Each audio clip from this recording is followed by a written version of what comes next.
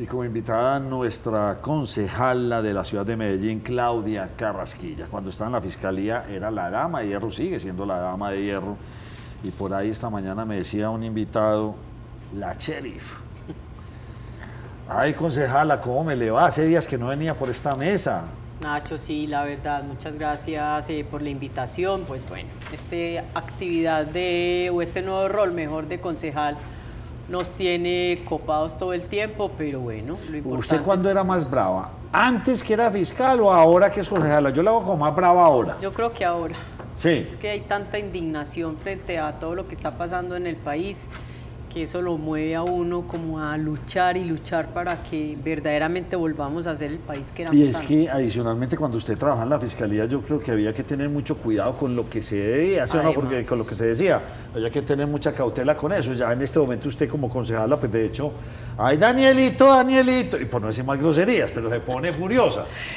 No, total, claro, uno tenía que guardar compostura, la información, porque todo no podía comunicarse pues en el tiempo que uno quisiera, pero ahora por el contrario uno tiene la posibilidad de estar denunciando miles de cosas que suceden en el país, en la ciudad, y bueno, ahora uno no tiene censo o censura mejor, aunque algunos tratan de ponernos censura en la boca con toda la cantidad de denuncias, quejas que nos presentan, pero aquí seguimos. ¿Cómo se ha sentido como concejala? ¿Le ha gustado? Sí, la verdad, sí. Yo siempre lo he dicho el primer día que me senté en el hemiciclo, sí miré el techo y dije yo, ¿qué hago acá? Pero después cuando ya empecé a recibir una cantidad de denuncias, empecé a entender que nuestra función es ser puente con las comunidades, entendí mi rol, me gustó, me voy por las comunidades, visito los barrios, recojo las denuncias. A mi correo electrónico o al WhatsApp también pueden llegar en el mes 300 denuncias. Yo le creo. Por loteo ilegal, por ruido, por estructuras criminales, bueno, en fin, eso llega a una cantidad de denuncias que yo lo que hago es, lo que es de fiscalía se los envío a ellos, a las autoridades, lo que es de solucionar por el distrito, entonces también exijo que se dé cumplimiento, se le dé respuesta, por ejemplo, al usuario para que le cuenten por qué no le han podido cumplir con las luminarias, con la construcción de la cancha, con el loteo ilegal, como lo digo, con el ruido, con los procesos verbales abreviados que se abren en las inspecciones, y esto me ha llevado a trabajar por la comunidad y me tiene muy contenta. José Gil, es que no sé si usted, pero yo no recuerdo haber visto un concejal o concejala que hiciera tanta denuncia como la que hace Claudia Carrasquilla. La veía uno muy esporádico, ciertas denuncias, pero yo la veo a usted en una actividad de, inclusive he visto que tiendas, que esto, que malas cosas, o sea, usted es está constante, jugando, en redes sociales es constante. Sí, es constante, o sea, ya la identifican a usted por visibilizar estas problemáticas que hay veces quedan muy ocultas, nadie las visibilizaba. Yo pienso que la gente no ha desligado como el trabajo que yo venía haciendo como fiscal y de pronto les da como más confianza el presentarme a mí esas quejas o ponerme en conocimiento de esa situación, porque a mí no me da miedo denunciar, mientras que los demás concejales, que algunos son abogados pero no son especialistas en derecho penal, quizás se abstenían de presentar ese tipo de denuncias. Yo recuerdo que Alfredo Ramos presentó también muchas denuncias por el tema de corrupción y algunos temas, Luis Bernardo también lo hacía.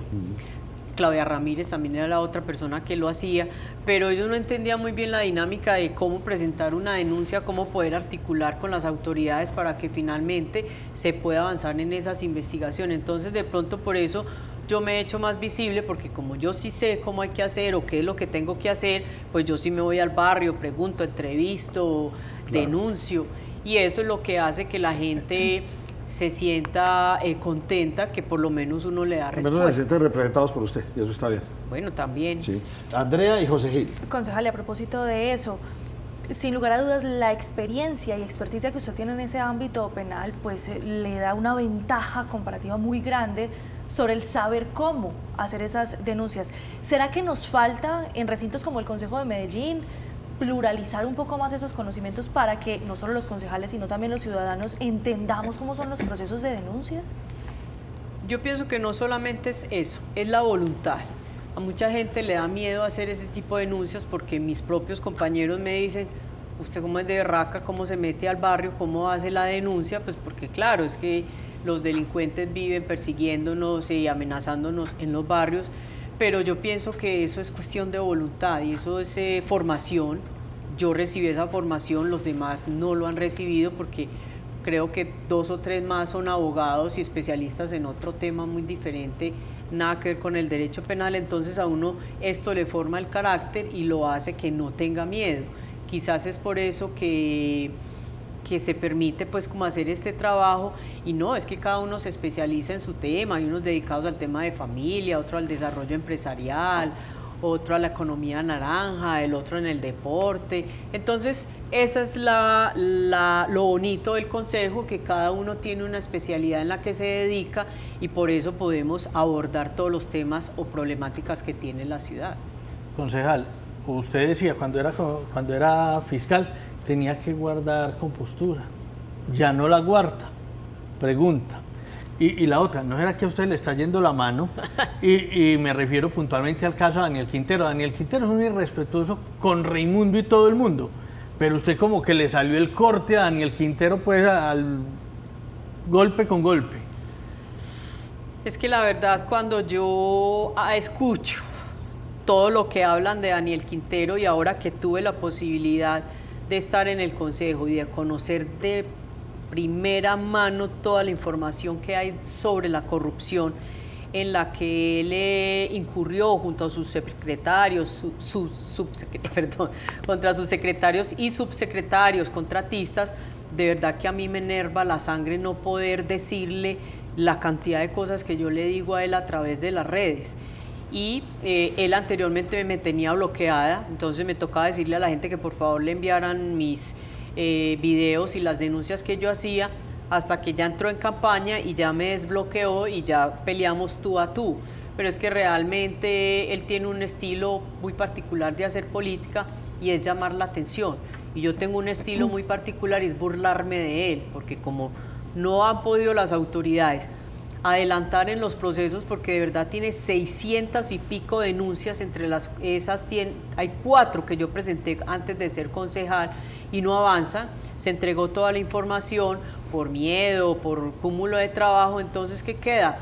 Burlarse de él y señalarlo, porque no podemos permitir que él avance y que él sea precandidato a la presidencia de la República. Imagínense, si siendo alcalde se robó lo que se robó, ¿cómo sería que fuera presidente de la República? 43 imputados van a la fecha. Esta semana salieron otros 3, la semana pasada. 43 imputados. Esto ya es, ¿qué pasó ahí? O sea, ¿así de grave era la situación en la administración pasada? Es que yo siempre lo he dicho, aquí estamos hablando de un concierto para delinquir, cuyo cabecilla es Daniel Quintero, ¿sí?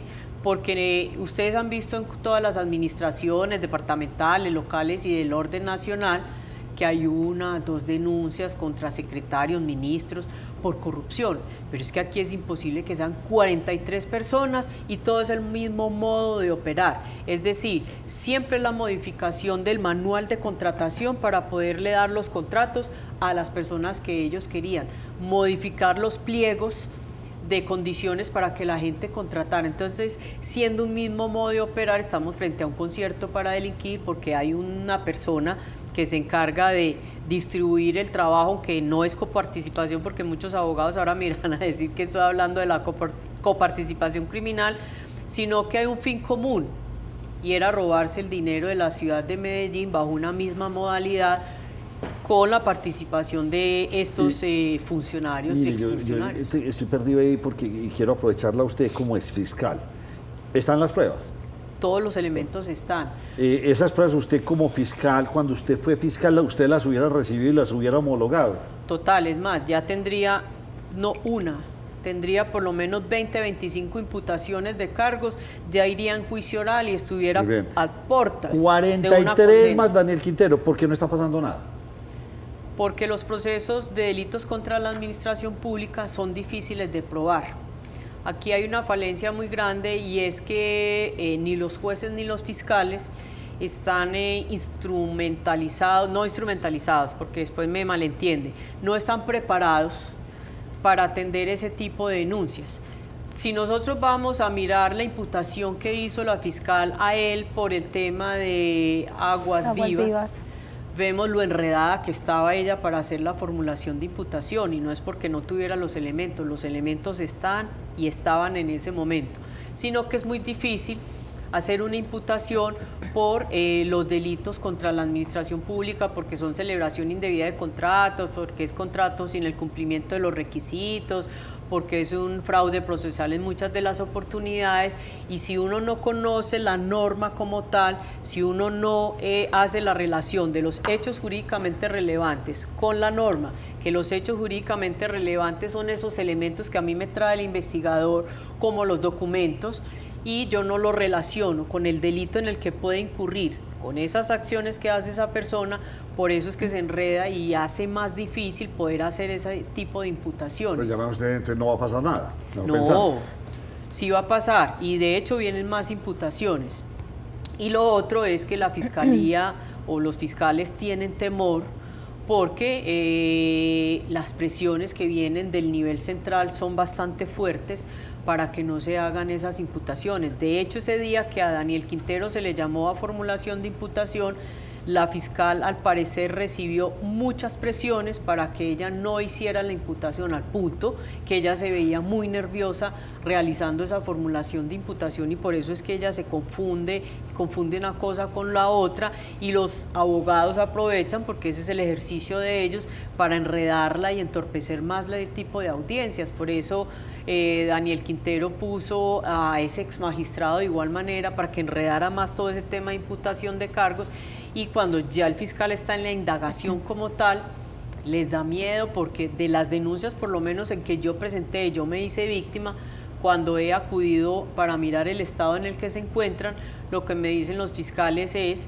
que a ellos les da miedo, de cierta manera, también proceder, porque Daniel Quintero está protegido por el presidente de la República, y que eso implicaría que más adelante, si ellos no hacen un caso adecuado, si ellos no adelantan la investigación muy contundente, pues esto se revertiría en contra de ellos, y les da temor de cierta manera, porque es que ya lo hemos visto y no vamos muy lejos. Pues es que la condena del expresidente Uribe, ya todos sabemos, y eso no es hoy tema de discusión, pero lo que pasó, entonces a ellos les da temor frente a eso. Concejal, usted que fue fiscal, ¿cree que Daniel Quintero, a pesar de las presiones, va a terminar condenado?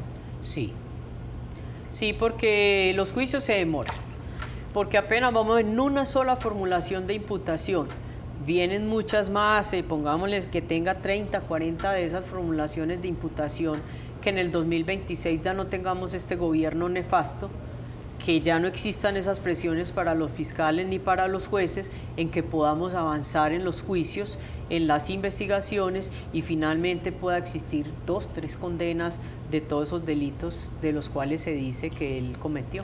¿Él puede ir a la contienda electoral en caso de ser imputado? Mientras no esté condenado y su condena esté ejecutoriada, él podrá seguir siendo precandidato, candidato e inclusive presidente de la República. ¿Él ya la demandó usted? Él me denunció por injuria y calumnia. ¿Por injuria? ¿Y por qué? Porque cuando yo estaba haciendo campaña para el Senado de la República, yo dije que cuando yo llegara al Senado y la transformación que íbamos a hacer en la justicia, era poder capturarlo a él. Por eso me denunció, pero igual, el tiempo me ha dado la razón. Doctora, no estaba mintiendo. Yo quiero aprovechar el tema de las amenazas que estábamos hablando. Usted hace poco denunció unas fuertes amenazas en su contra y hacia varios de los concejales. Sí, lastimosamente, después del 21 de junio, cuando nosotros hicimos la denuncia de los 9 cabecillas de estructuras criminales, que se les dio tarima, se les dio micrófono por parte del presidente de la República y la senadora Isabel Zuleta, a partir de allí comenzaron las amenazas. ¿Por qué?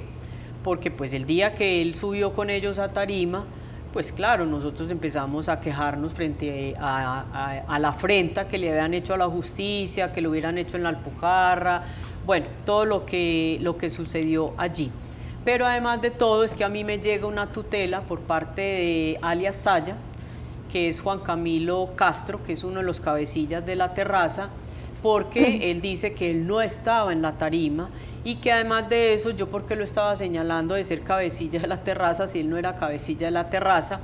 Entonces, cuando yo me pongo a analizar la tutela y veo la resolución con la que pidieron el traslado de estas personas a la tarima el 21, me encuentro con una cantidad de irregularidades en esa resolución, como por ejemplo que toda resolución tiene que tener unas consideraciones y luego unas conclusiones. Y aquí tenía unas consideraciones y decía que ante la solicitud que había hecho Isabel Zuleta como coordinadora del grupo como el equipo de la paz urbana, pues, y teniendo la calidad de autoridad judicial, se disponía el traslado de ellos.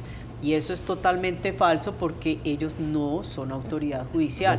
El gobierno nacional hace parte del cuerpo ejecutivo del gobierno, por eso tenemos una separación de deberes. Y a raíz de eso, pues nosotros empezamos a recabar sobre el tema, y encima me doy cuenta que dos de las personas que estaban allí, como lo estaba diciendo Saya, pues no habían sido, no se habían sido trasladados a la tarima. Entonces buscamos en todas las imágenes quiénes eran los otros personajes que habían salido a la tarima y oh sorpresa que no eran dos de ellos, que uno de esos era Saya y el otro no recuerdo en este momento quién era, Grande Pa. Y por eso entonces empezamos a investigar qué era lo que estaba pasando. Y ellos... ¿Y eso lo hizo usted solita? Con el equipo que tengo. Sí, pues obviamente, pues, su equipo, no había más concejales, no, usted empezó a hacer toda esa investigación porque... Claro, sí. Porque yo fui a mí fue a la que me tutelaron. Y como yo los conozco, como yo sé quiénes son ellos, pues a mí se me queda mucho más fácil poder identificarlos a ellos en los videos, saber cómo son sus comportamientos y de ahí deducir que posiblemente estábamos frente a un tema grave, porque eso es una fuga de presos, porque eso es facilitaron esa fuga de presos, además que la resolución tiene una serie de irregularidades inmensas, como lo que le acabo de decir, que señalarlos a ellos como ejecutivos, como pertenecientes, a la rama judicial cuando pertenecen al Poder Ejecutivo. Posteriormente, ellos para tratar de enmendar la situación, porque todo el mundo empieza a mandarles derechos de petición y entre esos yo, entonces me llega una respuesta donde me dice, no, es que aquí existe la resolución donde modificamos los nombres de las dos personas, ya en efecto ni Saya ni Grande Pa estaban en la resolución, sino que era alias Compa y alias Albert.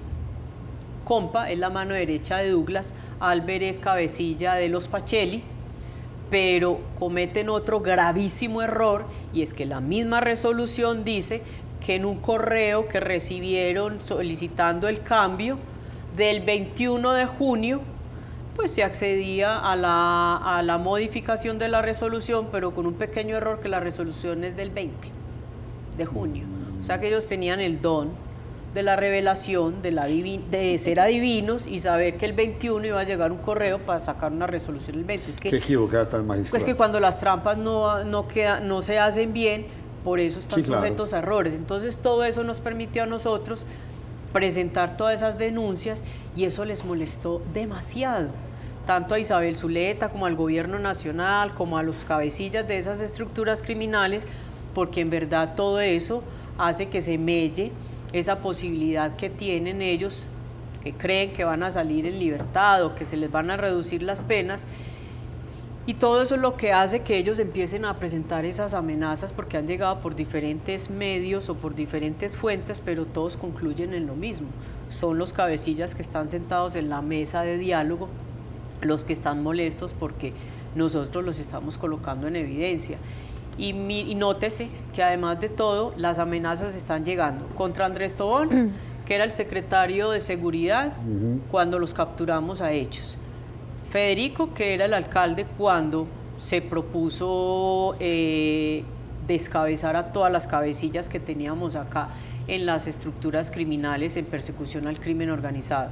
Y yo, que era fiscal al inicio, directora de Fiscalías en Medellín, directora contra el crimen organizado, y nosotros creamos un plan que se llamaba el CEPCO-FACON, que era esa persecución contra las estructuras criminales, al punto que nosotros casi cada mes podíamos coger un cabecilla de una estructura criminal, bajamos los indicadores de violencia que había en la ciudad de Medellín y hoy los tienen allá reunidos en la cárcel de máxima seguridad a punta de cuentos. Se lo he dicho muchas veces a Isabel Zuleta, se lo he dicho al presidente de la República, su ley de paz total 2272 no tiene marco jurídico. ¿Y por qué no tiene marco jurídico? Por una razón muy sencilla. Los procesos de negociación en Colombia solamente pueden hacerse con personas que se encuentran en libertad y con orden de captura. Esos 17 sujetos que están sentados hoy en la mesa de diálogos sociojurídicos, todos están condenados. No le puedo creer eso. Todos. O sea, no podemos hacer un proceso de paz No, con señor, un condenado. La Constitución no lo permite. Es perdonar un ¿Y delito. qué, perdona ahí, pero ella ha contraargumentado que efectivamente sí hay un marco jurídico y ella sostiene que sí. ¿Cuál es la base que ella tiene para sostener que sí? Ninguna. Una sentencia de la Corte cuando la ley 2272 fue sometida a estudio, donde no dice que pueden darles beneficios, donde dice que pueden iniciar mesas de diálogos.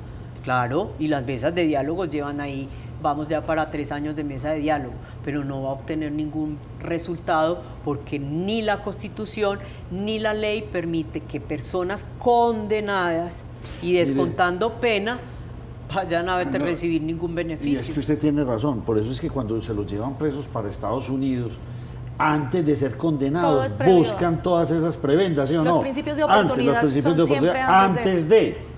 Eso es como sentarse a buscar una reducción de penas después de estar condenado. Es correcto. Entonces, y eso lo dice la Constitución. Me deja usted, tiene toda la razón, don José. Concejal, detrás de las amenazas, usted lo dice, el tarimazo, los cabecillas que estuvieron en el tarimazo, ¿existe alguna conexión detrás de las amenazas con Isabel Zuleta y quizás con Daniel Quintero? Hay una fuente que nos dijo en la oficina, una fuente que nosotros le creemos porque se presentó, dio su nombre, su número de cédula, su teléfono, ya lo han entrevistado varias veces por parte de la Fiscalía, y dijo que tenía conocimiento de la última amenaza, donde hay una alianza entre la oficina del 12 de octubre y la oficina, o el GDCO mejor, de Córdoba, liderado por alias El Viejo y por alias Cachama, que Cachama es de Córdoba y está sentado en las mesas de diálogo también, porque allá hay más de 100 cabecillas que trajo Isabel Zuleta y Oti Patiño en su momento, y los metieron ahí en el patio 1 y 2, que es el patio donde ellos están como reyes. Entonces, Cachama también está ahí. Y lo que se dice es que existe una alianza entre ellos, pagado por un familiar de Daniel Quintero, de 120 millones de pesos, para atentar contra el alcalde Federico, qué casualidad, contra Claudia Carrasquilla, qué casualidad, y contra el concejal Andrés Tobón, qué casualidad. ¿Quiénes somos los que más oposición le hacemos a Daniel Quintero? El alcalde, con su denuncia por todos los hallazgos que ha tenido con su investigación forense, Andrés Tobón, pues porque él hizo parte de la administración, y yo porque verdaderamente desde que él se subió al poder en la ciudad de Medellín y empecé a recibir la información sobre corrupción, también empezamos con un grupo de abogados y de investigadores a presentar las denuncias. Entonces, muy casual. O sea que detrás de la amenaza podría estar Daniel Quintero. Podría estar Daniel Quintero, eso dijo la fuente. Será finalmente la Fiscalía quien determine si está mintiendo o está diciendo la verdad. A mí lo que me genera confianza es que esa fuente se presentó directamente a la oficina de esta concejal, dio su número de identidad, dio su nombre completo, dio su teléfono y está dispuesto a entregar la información, y ya lo han entrevistado en la Fiscalía. ¿Cómo es su relación con la senadora Isabel Zuleta? Re mala. Ella me trata mal, yo la trato mal. Ahí, como decía ahorita, que por qué yo le respondo, porque ella desde el año pasado empezó a intimidarme. Yo subí un video en Semana Santa de una práctica de tiro que me fui a hacer, porque yo soy libre de hacer lo que quiera en mi tiempo libre. No estábamos sesionando y me fui a hacer unas prácticas de tiro, subí el video donde yo estaba haciendo mis prácticas de tiro, y ella lo que empezó fue a burlarse y se vino encima a todas las bodegas del Pacto Histórico y todas las bodegas de izquierda a decirme paramilitar, que yo para qué me estaba entrenando, que si era para matarla a ella. Entonces ella me graduó de enemiga. Ya. Entonces, como cuando a uno lo gradúan de enemigo, uno tiene que responder el ataque, entonces también me puse a la tarea de hacer todo el seguimiento de qué comunicaba ella, qué decía ella, Y yo tengo una comisión accidental de seguimiento a la paz urbana en el Consejo porque es una de las facultades que nosotros tenemos, y a partir de la información que yo logro obtener en esa comisión es que me doy cuenta de la cantidad de irregularidades que pasan en la cárcel de máxima seguridad, y que todo es validado, al parecer, por Isabel Zuleta, porque ella se la pasa metida todo el tiempo en la cárcel en supuestos diálogos. Y más allá de la enemistad que hay entre ambas, ¿qué concepto tiene usted de Isabel Zuleta? Me parece una mujer indigna de su cargo. ¿Por qué? Porque ella se hizo elegir con una filosofía, y era representar a todas las víctimas de Ríos Vivos. Ahora pregunte qué ha hecho con el tema de Ríos Vivos. Absolutamente nada. Y además de eso tiene un negocio montado, porque una firma de abogados representan a las víctimas ante empresas públicas y ante las demás entidades a las que se viene demandando, y ella cobra un porcentaje por esas reclamaciones que se hacen. Entonces tiene el negocio ahí montado. Y sé que me va a denunciar nuevamente por injuria y calumnia, pero eso lo tengo claro y establecido, y por eso me atrevo a decirlo. Y además de ello, recordemos que hace campañas sucias. Recordemos que ella dijo que iba a quemar a Federico, que iba a quemar a Fajardo también. A Fajardo. Entonces hace campañas sucias. Es una mujer que no merece esa dignidad, y además no merece la dignidad de su cargo cuando utiliza el cargo de senadora de la República, donde es designada por el presidente de la República, no como coordinadora, como vocera. Y como vocera lo que ha hecho son desastres en las cárceles. Yo le quiero contar que el 21 de febrero hubo un allanamiento en el patio 1 y 2, ordenado por la ministra de Justicia. Douglas la llamó a ella, le dijo que mirara que los estaban allanando, y ella inmediatamente llamó para que se parara el allanamiento, y obligaron a que la policía judicial, que había incautado una cantidad de celulares y de dispositivos electrónicos, encontraron una mujer dentro de las celdas haciendo visita conyugal, sin ser visita conyugal o tiempo para visitas conyugales, y todo lo ordenaron devolver. Nosotros hemos hecho los derechos de petición al INPEC. Y eso está comprobado. Documentado. Sí, los celulares, hasta la mujer la volvieron a ver. Sí, no, la mujer la pero, concejal, eso también habla, es muy mal de la autoridad que está siguiendo esa orden, porque ella puede decir algo, pero si yo como autoridad sé que ese no es el deber ser, ¿por qué lo estoy cumpliendo? Porque siempre el cuento es, me va a dañar el proceso de paz, me va a dañar la paz urbana, y ellos se van a sublevar y va a volver la violencia a Medellín. Entonces ellos se creen ese cuento y le tienen pánico a Isabel Zuleta, y por eso ese allanamiento. Pero yo, como recibí la información directamente por varios guardianes del INPEC que me buscaron indignados por esa situación, y pues obviamente como ellos no pueden dar cara porque ya saben lo que le pasó a la dragoneante, que también ella graduó de informante mía, pues yo les dije, pásenmelo en un anónimo, y yo lo entrego a la Fiscalía General y me cuentan toda la historia, y el anónimo con la información está en la Fiscalía General y ya iniciaron la respectiva. Recuérdenos qué le pasó a la dragoneante. Resulta que en una de las discusiones que yo siempre tengo en redes con Isabel Zuleta, ella dice que ya sabe quién es el informante que yo tengo en la cárcel de máxima seguridad. Lo dijo también en un programa de un debate que nosotros teníamos. Y casualmente a los 4 días a esa dragoneante que prestaba sus servicios en la cárcel de máxima seguridad le hacen un ataque armado, 4 sujetos en 2 motocicletas. Ella me llama muy asustada y me dice, doctora, ayúdeme porque yo estoy sola, porque ella puso la queja en el INPEC y nadie le prestó absolutamente importancia. Y yo le dije, tranquila, váyase para la Fiscalía en Itagüí, haga la denuncia, yo ya le voy a decir, voy a llamar al personero, bueno, en fin, todas las historias. Y ya con esa información, cuando yo ya recibo la denuncia, ella dice, a mí constantemente me increpaban alias Grande Pa y alias Saya, que yo era su informante, que muchas de las fotografías que usted publicaba en sus redes de las irregularidades que pasaban en la cárcel, las entregaba yo, al punto que tuve que ir a hablar con Douglas. Douglas ese día estaba sentado con Isabel Zuleta y le dije, mire, Grande Pa y Saya me están amenazando, y ella no moduló palabra y él le dijo, tranquila señora que no le va a pasar nada. Y a los 4 días le hacen el atentado.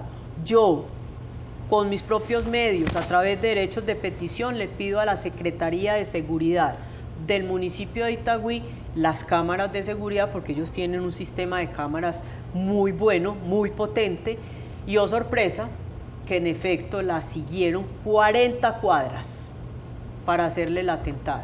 Y que dada esa inversión en seguridad que tiene el municipio de Itagüí, tenían unas alarmas comunitarias que cuando le van a hacer el ataque, se encienden las alarmas comunitarias, sale la gente del sector, rodean a la dragoneante y ellos salen huyendo con rumbo a Sabaneta. Pero, oh sorpresa también, porque como ellos tienen un sistema de LPR, que es identificación de placas y de rostros, la placa ya venía haciéndole seguimientos 3 días antes. O sea, no era un atentado pues para robarle el celular ni la motocicleta, realmente era algo orquestado. Y acuérdense que les estoy diciendo que 4 días antes en la pelea con Isabel Zuleta. ¿Y qué pasó con la dragoneante? ¿Dónde está? Ya ¿Sigue la trabajando? No, ya la trasladaron, afortunadamente, ya está en el programa de protección, porque el tema era supremamente grave. Y concejal, ¿qué pasó en estos días? ¿Se está dañando ese proceso de paz? Es que no hay proceso Pero de entró paz. como en crisis por estos días. Sí, sí hubo en realidad una discusión. Pues dice que al interior de la cárcel hay una serie de discusiones porque hay muchos señalamientos entre ellos por las denuncias que nosotros estamos haciendo y porque nadie quiere tomar la vocería, porque el que toma la vocería entonces sale discutiendo con el segundo, con el tercero. Entonces, ¿se rompió esa mesa o no? Dicen que la mesa está rota y además es que ya no le creen al gobierno nacional, porque yo se lo he dicho en muchas oportunidades. No me crea a mí, créale a la ley. Se les agotó el tiempo. Se les agotó Este el gobierno tiempo. entró en cuenta de que ya, permítame que toque hacer una breve pausa y volvemos aquí a la primera mesa de opinión de Antioquia. Hoy estamos hablando con la fiscal, casi, con la exfiscal. Ay, ya enseguida le tenemos preguntas muy interesantes. Ya volvemos.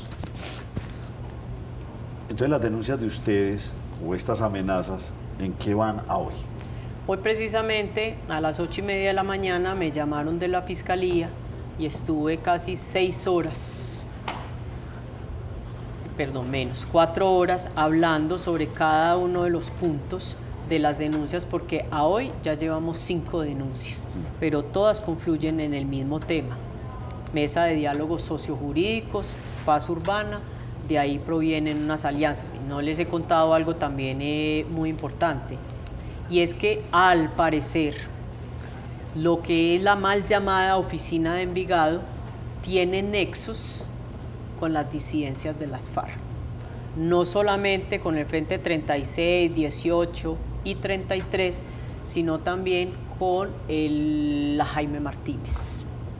Entonces, por eso no es extraño también que dentro de las amenazas que nosotros hemos recibido se haya hecho referencia al listado de los 8 candidatos de oposición del Centro Democrático, entre los que estaba Miguel Uribe, que se estaba ofreciendo $8 millones por la muerte de cualquiera de nosotros. Pregunta, ¿de qué les sirve a ellos atentar contra ustedes 3 en específico? ¿Eso no tumbaría todo ese proceso de paz? ¿Eso no llevaría a malos términos al presidente de la República? ¿No le dañaría su proyecto de reelegirse en el país? ¿De qué le sirve? Porque a la izquierda le gusta generar caos. Y el caos se genera y miedo se genera cuando la gente dice, oiga, si atentaron contra un precandidato a la presidencia, o van a atentar contra un candidato, o contra un concejal, un diputado, un alcalde de la ciudad de Medellín, ¿qué me pasará a mí, pobre ciudadano, que me desplazo en bicicleta y que tengo que coger bus todos los días? Si llego a ponerme o llego a no votar por él. Esa es la estrategia de ellos como izquierda. La estrategia es amedrentar. Claro, es causar zozobra. Y Federico denunció en varias oportunidades que su esquema de seguridad se lo rebajaron. ¿Cómo está usted con su esquema de seguridad y cómo se está protegiendo en este momento? Es una lucha también porque uno presenta las denuncias y en la Unidad Nacional de Protección se demoran 3 y 4 meses en hacer la evaluación, porque ellos tienen una mesa digamos, entidades donde hacen la evaluación del nivel de riesgo que uno tiene. Y mientras ellos piensan todo eso y mientras ellos se reúnen, pues le colocan el esquema, y por eso le pasó a Miguel. Él dice que 23 veces la solicitó, que tenía creo que 2 personas y mucho, y finalmente cuando ya sucede lo del atentado, pues todo el mundo sale a lavarse las manos y a decir, no, yo cumplí con lo mío, ¿qué más hago? Pero es que hay un problema muy grande, y es que para todos los que somos protegidos, obviamente nuestros protectores son hombres y mujeres, seres humanos, tienen derecho al descanso, tienen derecho a enfermarse, y cuando se hacen esos descansos, cuando se hacen esos situaciones personales, no hay quien lo reemplace. Doctora, ¿a Entonces, usted le da el miedo esquema salir a las calles, No, seguir denunciando? para nada. Yo voy a continuar denunciando, voy a seguir visitando los barrios porque eso es lo que ellos quieren, que nosotros nos quedemos callados, que nosotros no hablemos de todo esto que está sucediendo, y por el contrario, hay que seguir trabajando todos los días, denunciando todos los días, porque para eso nos eligió a nosotros el pueblo. Concejal, me quiero devolver en la temática que teníamos sobre esos diálogos de paz urbana, esa mesa de paz urbana. Y a propósito de lo que usted nos decía sobre el porqué de algunas cosas. En unos meses pasados se conoció una cifra de reducción de homicidios en la ciudad de Medellín. En ese momento la senadora Isabel Zuleta sacó pecho y dijo de manera muy orgullosa que el resultado era por esa mesa de diálogo de paz urbana que se estaba viviendo en Itagüí, que eso que estábamos viviendo y esa disminución de las cifras, más que corresponder a un ejercicio de la administración distrital, correspondía a lo que sucedía en Itagüí. ¿Qué lectura hace usted de eso? Eso es una falacia, porque si nosotros miramos los indicadores y las curvas de homicidio en la ciudad de Medellín, viene con una tendencia a la baja desde el año 2020 o 2019, inclusive, del 2021, cuando estaba Daniel Quintero como alcalde.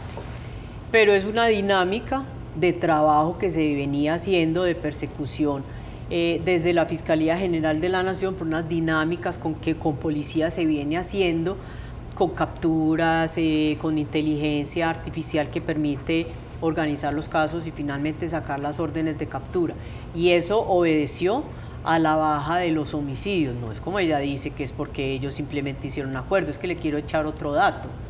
De las 17 personas que hay allá sentados en las mesas de diálogos sociojurídicos, ellos no reúnen sino el 33% de dominio territorial en la ciudad de Medellín, cuando estamos hablando de la criminalidad. Es que aquí tenemos 325 organizaciones criminales en todas las 16 comunas. ¿Y ellos nada más cooptan cuánto? El 33%. Y el resto de el 70% está microondas. por fuera en libertad, porque ya cumplieron las penas, porque no los han capturado. Entonces, esos cuentos de ellos son mentiras. La rabia de ellas precisamente, porque en uno de los diálogos de seguimiento que yo le hago, le dije que además de que no existía marco jurídico, que ellos qué iban a hacer con el control territorial. Porque claro, yo como estructura criminal, ¿qué hago?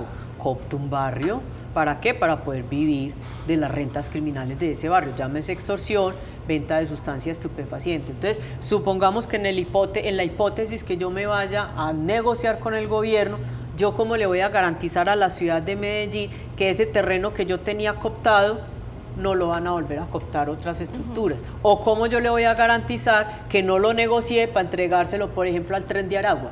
Pues siendo muy avesado en la afirmación que estoy haciendo. Segundo, le decía, ¿de qué van a vivir si ellos tienen una empresa criminal y tienen unas rentas criminales? Porque si no, entonces no existiría la organización criminal. Y tercero, ¿qué vamos a hacer con los menores de edad? No, es que nosotros no tenemos menores de edad reclutados, dice ella, que ellos reportan. Entonces, desde que nosotros siempre hablemos con esas mentiras, nosotros no vamos a poder lograr un acuerdo de paz. Y no es que yo me oponga al acuerdo de paz, es que no existe un fundamento legal ni existen unas estrategias que permitan bajar la criminalidad en la ciudad de Medellín, bajar los indicadores de criminalidad. Ahora le pregunto, hicieron dizque una exploración en 45 barrios de no extorsionar. Entonces aquí salen 2 puntos. Primero, entonces, ¿tienen o no control de las rentas criminales? Porque si pueden dar la orden en 45 barrios que no extorsionen, es porque ellos tienen el control. Total. Y 2, yo que me recorro la calle con todos estos muchachos, siempre que voy caminando, doctora, no nos aguantamos la extorsión. tenemos que pagar 2.000 pesos por la motocicleta que dejamos aquí parqueada, tenemos que pagar 4.000 pesos por la vigilancia. Eso es extorsión. Entonces, ¿cómo van a decir que iban a hacer un observatorio y una exploración para determinar que la extorsión tenía bajos índices? Y hoy salió precisamente en un medio de comunicación una información sobre la extorsión donde subió el 43%. Y eso es un subregistro, porque las víctimas no denuncian por obvias razones. José, su pregunta que nos tenemos que ir ya. Concejal, el presidente el pasado viernes, en una de sus intervenciones, manifestó que esa tendencia de reducción de la violencia en Medellín, que venía a la baja, está otra vez al alza. ¿Eso tendrá algo que ver con el tarimazo? No, es que las narrativas del presidente de la República, la verdad nadie las comprende. Hoy dice sí, mañana dice no. Recordemos, por ejemplo, que él dijo inicialmente que el responsable del homicidio de Miguel era las disidencias de las FARC y luego dijo que era el ELN y hoy amaneció diciendo que nunca había dicho que era el ELN. Y así es. Claro, después de que los del ELN le están diciendo que... Claro, es que esas son las retóricas. Están en un enredo. Esas son las retóricas de ellos para confundir. Concejala, última pregunta para despedirme. Todas esas denuncias que le han hecho, ¿cuál la ha impactado bastante? La de las FARC. Las de las disidencias de las FARC, porque al fin y al cabo, pues con los bandidos yo ya estoy acostumbrada a que me amenacen, porque cuando era fiscal también eran miles de denuncias y no es que yo me crea infalible, pero es que ya el tema de las disidencias de las FARC tienen plata, tienen tiempo, tienen personas suficientes para hacerlos el atentado. Y fuera de ello, pues le temo un atentado terrorista, una bomba lapa como se le hicieron a Londoño, como se le hicieron a Vargas Lleras también, y eso sí le temo yo, porque ahí sí se vuelve uno mucho más vulnerable frente a un atentado terrorista, y por eso le digo que hay una alianza entre ellos dos. Esto me lo contó una fuente de la policía, donde por ejemplo la Jaime Martínez cogieron una volqueta cargada de cilindros bomba con placas de Medellín, y aquí cogieron un carro con 3 personas del Cauca, un venezolano con armamento largo. ¿Cuántos años trabajó usted en la Fiscalía? 26. Estamos como, la situación del país está como cuando usted inició en la Fiscalía. No, no, porque yo entré a la Fiscalía en el 93, en el 94. Por eso, que estábamos en esa época tan crítica, tan horrible, o sea, nos devolvimos... A la época de los 80. De los 80, está así. Igual, tal cual. Es que mire que él dijo cuando se subió, a los 3 meses voy a derrotar al ELN. ¿Dónde está el ELN en este momento? Empoderado de las rutas y del país, lo mismo que las disidencias de las FARC. Por último dato quiero contarle, antes de yo salir de la Fiscalía nosotros hacíamos el conteo del enemigo, unas mesas de seguridad que se hacía, y luego supuestamente el proceso de paz. En el 2016 el conteo del enemigo eran máximo 300, 700 personas disidentes, por eso se llaman disidencias de las FARC, que no quisieron someterse a los procesos de negociación con el gobierno. Y hoy miremos, otra vez 16.000 hombres alzados en armas pertenecientes. Ese es el último dato. Eso es un dato que tengo yo aquí. 16.000 es un dato casi que cuando estaba el mono Jojoy, que llegó algún día, si tenemos 35.000 hombres armados y nos vamos a tomar este país, 16.000 es el 50% de lo que habla el mono Jojoy en su momento. Altísimo, grave. ¿Qué sigue en su vida ahora como concejala? ¿Seguir denunciando, escuchando a la comunidad? ¿Qué proyectos ha pasado? ¿Qué? Sí, nos falta 1 año y medio de trabajo aquí en el Consejo, pues hasta el 2026. ¿Va a seguir? Voy a seguir trabajando en el Consejo, voy a seguir acompañando las comunidades. Se va a relanzar otra vez al Consejo. Voy a pensarlo de acuerdo a lo que diga nuestro líder natural, porque ya yo no dispongo Pero usted de se está volviendo como muy necesaria en ese sentido. Que decírselo al expresidente. No, mentiras. Dependiendo de lo que decida de verdad la dirección del partido, lo que decida como tal ellos, como presidente también, que quieren que nosotros sigamos haciendo. Lo que sí es que no voy para las nacionales, ni para Congreso, ni para Senado. Me gustó el Consejo. Me gustó. Puede hacer mucha gestión ahí fuerte. Bastante. Y además es su primer periodo, o sea, todavía le pueden quedar otros 3. Sí, sí. Puede ser. Me queda algo final. Dicen que parte del problema del atentado de Miguel Uribe fue porque él cantaba los sitios para los que iba. O sea, como que no se tomaron las medidas de precaución dadas las amenazas que existían. Usted dice que usted va a seguir en lo mismo. ¿No teme que debe tomar unas medidas independientes de que usted dice, es que ellos lo que quieren es amedrentarnos? Es que debe tomar algunas medidas especiales para no correr una suerte similar. Pues realmente puede ser que hubo una exageración en la información que se suministraba a través de las redes de dónde iba a estar él como precandidato, pero pues es que eso lo exige el dinamismo de las campañas políticas, anunciar para que la gente pueda llegar y uno pueda dar su discurso, claro, si no dar su discurso, entonces por eso hay que decirlo. Pero, por ejemplo, en pero mi es que caso, van los que van y los que no deberían. Por eso yo en mi caso, cuando voy a atender las denuncias, yo nunca lo digo en las redes.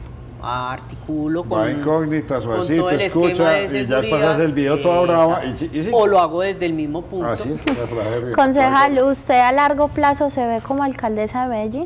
Sueño con ser alcaldesa de la ciudad de Medellín. Me gustaría entregar toda mi energía, todo mi conocimiento, todo el amor que tengo por la ciudad para administrar la ciudad como tal. No ha perdido ese mote que tiene la dama de hierro. Ese talante. Ese talante de la dama de hierro. Esta mañana Sebastián López me decía, la sheriff tampoco lo ha perdido, le gusta buscar, denunciar, muy juiciosa. Muchos deberían tener el mismo talante y probablemente tendríamos a muchos ahí detrás de las rejas. Concejala Claudia Carrasquilla, gracias por habernos acompañado y la vuelvo a invitar. Claro que sí, no me había vuelto a invitar. No, mentira, no, muchas gracias Nacho por la invitación. A mí me gusta mucho venir a hablar en estos espacios y a contarle a la gente la realidad de muchas cosas o mi opinión simplemente frente a muchas de las cosas de ciudad que vienen pasando y que la gente debe enterarse y tenerlas claras para poder tomar decisiones de cara al 2026. Así es.